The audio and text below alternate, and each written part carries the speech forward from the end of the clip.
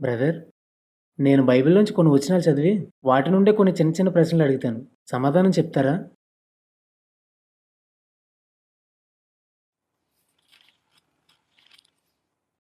కొరింథీయులకు రాసిన మొదటి పత్రిక 12 అధ్యాయం 28 వచనం నుండి.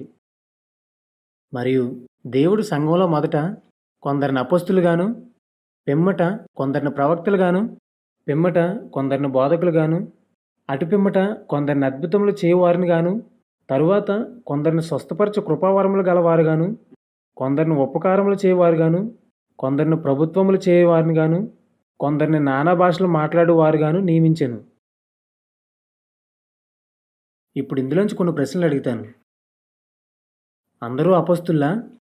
కాదు. అందరూ ప్రవక్తలా? కాదు. అందరూ బోధకులా? కాదు. అందరూ అద్భుతాలు చేయవారా? కాదు. అందరూ స్వస్థపరచువారా? కాదు. అందరూ భాషలు మాట్లాడువారా?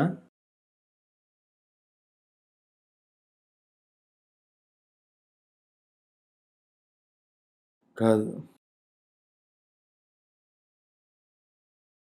చూసారా, బైబిల్ కొందరే భాషల్లో మాట్లాడతారంటుంది, కానీ మీరు అందరూ భాషల్లో మాట్లాడాలి అంటున్నారు. వరాలను దేవుడు తన చిత్త ప్రకారం ప్రత్యేకంగా పనిచేస్తాడని వాక్యం చెప్తుంటే అందరికీ భాషల వరం వచ్చి తీరాలని మీరు చెప్తున్నారు.